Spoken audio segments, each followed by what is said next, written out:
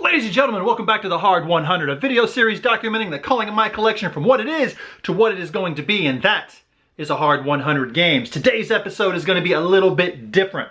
What I'm going to do is we're going to do some of the stuff we do later up front, and some of the stuff we do up front a little later. What we have today is a game that I think requires a little bit of a different aesthetic. There we go, that's better. So today we are talking about a game that's supposed to invoke a mood of a dark and stormy castle. It was a dark and stormy night. It was an escape from the dark castle. Escape from the Dark Castle, a game of atmospheric adventure by, what was his name? Where'd it go? Thomas Pike, Alex Crispin, James Shelton, art and graphic design by Alex Crispin. It is a game unlike anything that I've played unless you've read a Choose Your Own Adventure book. This game has you going through the castle trying to escape in a very fun way. Now this game got released a little while back, but what it didn't get was an expansion. So we have Escape from the Dark Castle. We have something about a Death Knight. We have this thing about a fat plague lord. This one about an undead queen. And all this fits in this beautiful big Escape from the Dark Castle box, which is way too big, but it fits everything in nicely and it's super sexy. Let's do some quick housekeeping before we get into the nitty and the gritty. We have 30 minutes. Yes, it is very short because if you win, it'll take about 30 minutes, but if you lose, oh, it's gonna be very quick.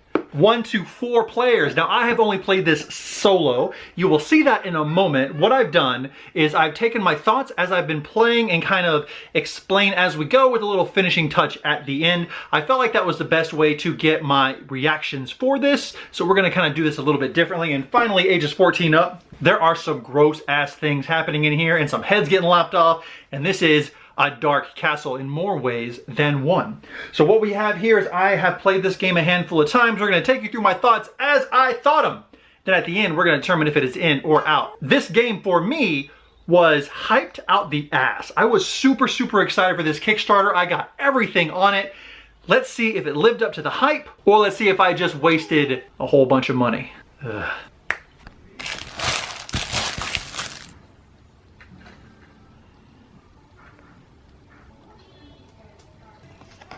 So halfway through my first game and I'm loving it so far. There's just a lot of dice rolling and it's a lot of storytelling stuff, and I really like the art on these cards. I know some people who have done a review on this online specifically are not a fan of it, but I bought it for the art. I love the dice. I like this giant big ass thing. So far, so good. These are the kind of moments in this game that I'm really starting to like. Here are the monster's stats. He has 2 little starries and a fist that I gotta roll. And what did I roll? 2 fists, 2 stars, all doubles, all blocks. Fuck that thing up. All right, so far I've gone a little over halfway. I'm almost done, and there's a lot of fighting. There's not a lot of like choosing and then rolling and then some actions happen. Maybe it's just the cards that I drew, but I've done everything from almost get sacrificed to have a witch attack me to be attacked by a mirror, and it's a lot of fighting so far. I want some not fighting. I want some choose my own adventure stuff. Let's see. Ugh. Excellent. So I finally got one of the cards that I wanted. I had a cook. I could either steal the pie and then I would have to roll something. If I succeeded, I only got to heal 1. And if I failed, he would have caught me and probably whipped my ass. So I finally got to actually do something. So I'm not going to steal. I'm just moving on. But I'm glad that there are more than just combat in this thing. You hear a scream from behind and turn around too late to avoid the clutches of the lurching ghoul. As a group, do stuff. Neat. All right, so I made it all the way through the castle to the final door. Do not read until you have completed the last chapter card. This is it. You have reached the final challenge. One last obstacle stands between you and freedom. Let's see what's going on here. A little bit of spoilers. Ah! The Dark One. Your pitiful trinkets are no match for my magic. You enter the Dark One's presence. Any items you carry are vaporized. I just got a fucking cracked axe. Ah, bullshit. So now I have to fight this little fucker. And he is tough. I'll let you know how that goes. That didn't take long at all. He destroyed me. All right, so after one game, I am enjoying it. I can't wait to play more. I wish there was more variety in the deck, but I have a whole bunch of other cards here, and all of this to satiate that variety. All these extra dice, this bag that I don't need. I like it. I really like the atmosphere it provides. I like the black and white. I love the items. Like, I really felt like I was going through kind of an old D&D style adventure thing. The box is way too big than what it needs to be, but it's all just excess. And I think it's really good. I'm gonna play it again right now. And if my mood changes, I will let you know. But otherwise, I'll check in with you in a minute, because I'm digging this. So I just got whipped by this fucking thing. Now here's a really cool thing that I just realized.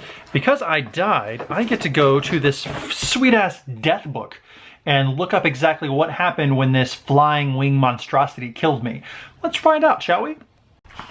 All right, let's get spooky. The creature locks you in its powerful talons, and with the beat of its wings, you are taken, carried high into the darkness above at sickening speeds. Rolling through the rafters and then out, suddenly soaring high into the cold night air, circling the castle, the creature lets out a deafening screech.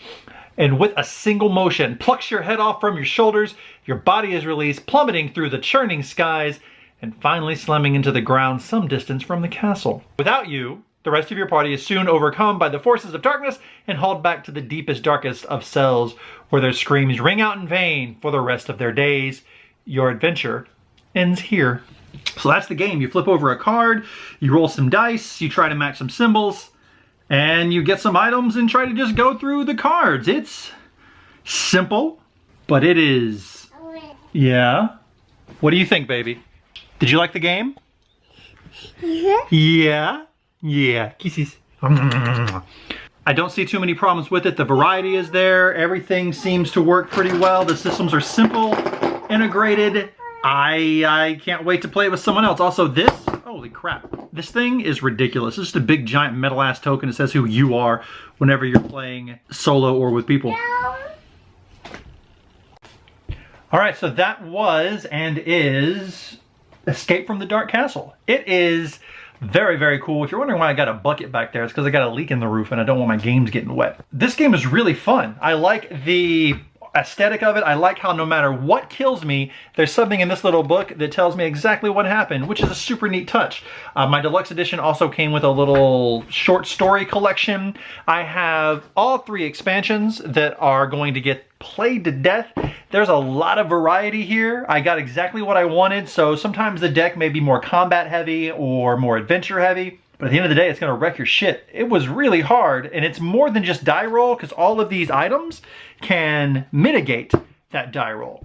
So Castle and the escape from it, it's a good goddamn game. I know I spent a good amount of money on this thing, and I feel like I got my money's worth. I feel like it did a really good job of really invoking a vibe and really doing that real grimy, Dark Soulsy kind of anything and any card is going to mess you up. And there are ways to mitigate. The vibe is there. I did like, when I played it multiple times, I did like coming across the same card more than once, just because I had a very good, oh, this fucking guy. It's a really good game. So, Escape from the Dark Castle, my collector's box at least. And I know there are like the regular standard version. I just played the standard version. I haven't played any of the expansions, but I can only imagine they're going to add some pretty good stuff to it. So this is in my hard 100. This is going nowhere anytime soon. It's a really good box. I'm really excited to play it with someone else. I think we're going to have a really good time with this. It has a really cool kind of chill, choose your own adventure, playing some creepy music and turning down the lights and making everything extra spooky. Yeah. All right, so go ahead, find yourself a copy. I just got my Kickstarter copy. I'm sure it's going to be showing up again in stores very soon. Hope you and yours are well. Have a good day and peace out.